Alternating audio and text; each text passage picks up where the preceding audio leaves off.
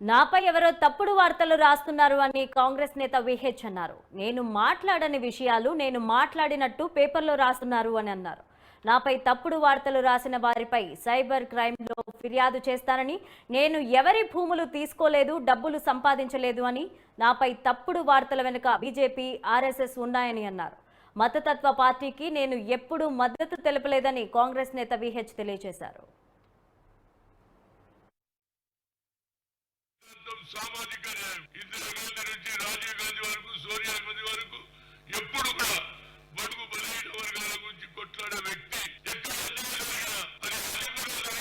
అదేవిధంగా ఖమ్మంలో రైతులని ఎక్కడ పేద ప్రజల మీద అన్యాయం జరిగితే అక్కడికి పోయే వ్యక్తి మీద ఇలాంటి స్టేట్మెంట్ వల్ల నా పర్సనాలిటీ నా స్టేచర్ తగ్గుతుంది. మీద యాక్షన్ ప్రభుత్వం తీసుకోవాలని కోరుతున్నా.